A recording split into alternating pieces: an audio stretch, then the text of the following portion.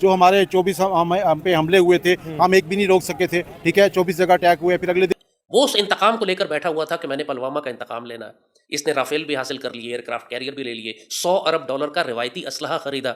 उसने बहुत बड़े पैमाने पर जंगी तैयारियां की, वॉर डॉक्ट्रिन्स पूरी रीडिफाइन की, इंटीग्रेटेड बैटल ग्रुप से लेकर थिएटर कमांड्स तक बनाई, पूरी नई वॉर स्ट्रेटजी बनाई। पिछले 2 साल से मुसलसल जंगी हालत में एक्सरसाइजेस कर रहा है, समुंदर से लेकर गिलगित बल्तिस्तान तक। तो फिर उसके अगले दिन देखो ड्रोन आए हैं, डिफेंस से बर्की से ऊपर से जाके आगे गिर रहे हैं। अच्छा, ये जो लाहौर में गिरे थे, ये जो लाहौर में गिरे थे, ठीक है, जो मुरीदके में गिरे थे, जो और पाकिस्तान में गिरे थे, तो वो भी हम नहीं रोक सके बॉर्डर पे ना। अब तो साबित ही हो गया कि ऑपरेशन सिंदूर पर भी पाकिस्तान जो शेखियां बघार रहा था वो सब झूठ है। 100 साल का अमन कर रहे हैं, वो अखंड भारत बनाने के लिए पूरी दुनिया से 100 अरब डॉलर का असलाह खरीद रहा है।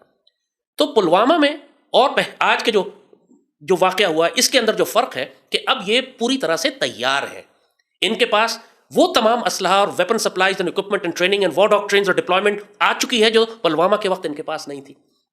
इसलिए अब ये आगे बढ़कर इन्होंने इंडस वाटर ट्रीटी भी कैंसिल कर दी। पहले कश्मीर जब्त किया था, अब इंडस वाटर ट्रीटी को कैंसिल कर दिया कि हम पाकिस्तान का पानी रोकेंगे।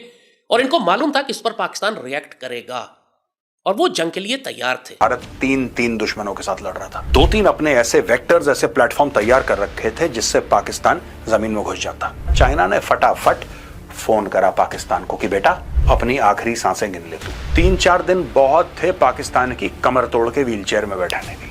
वो तो पागलों की तरह पाकिस्तान के खिलाफ अखंड भारत बनाने के लिए मुसलसल एक एग्रेसिव एटीट्यूड और पोस्चर रखे हुए, और इस हद तक डिप्लॉयमेंट उन्होंने कर दी है कि पाकिस्तान गवर्नमेंट और आर्मी को अच्छी तरह मालूम है कि चंद घंटों के अंदर वो पाकिस्तान में दाखिल हो सकते हैं।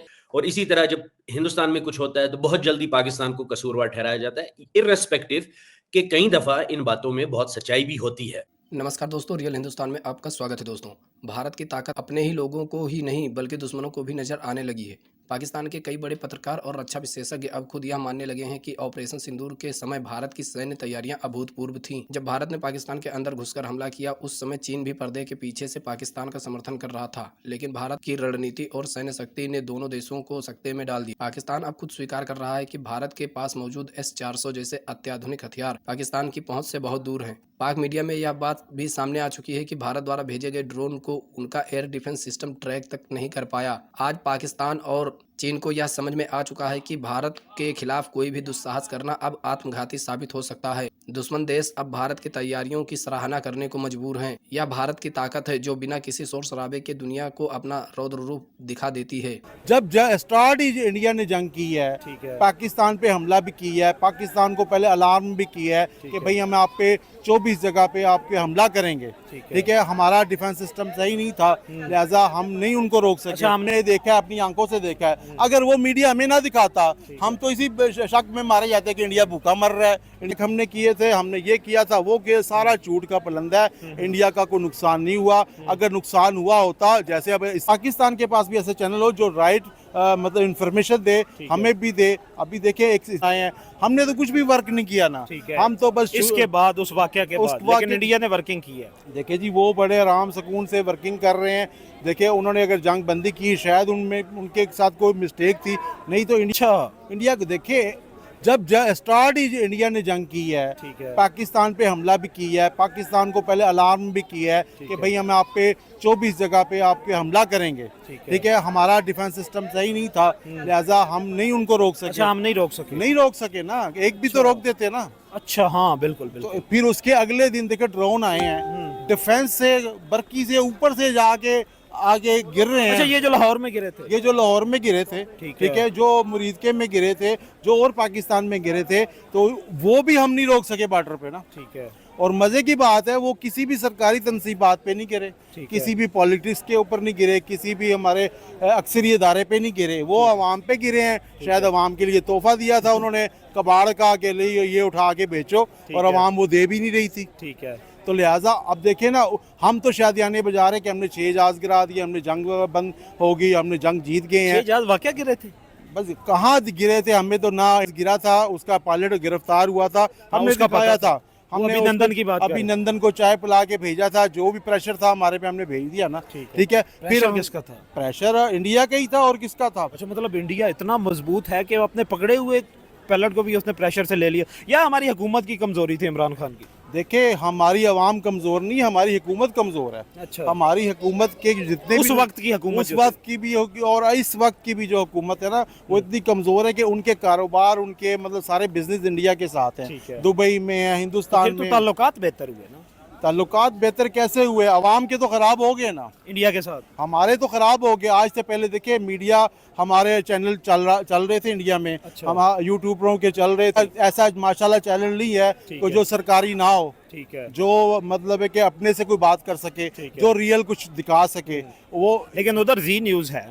उधर तो है ना। मैं वही तो मैं कह रहा हूँ, जी न्यूज़ के प्रोग्राम की वजह से मैं आया हूँ। आपने कहा कि जी न्यूज़ पे बात करनी, इसीलिए मैं आपके साथ कंटेक्ट किया है कि उधर है। हमें भी जी न्यूज़ की तरह को एक न्यूज़ चैनल बनाना चाहिए, चाहे वो जो ओवरऑल फैक्ट्स एंड फिगर पे हो। जो ओवरऑल देखिए पाकिस्तान के किसी भी चैनल पे किसी को एतबार नहीं है। मुझे खुद एतबार नहीं है, दुनिया को कैसे होगा?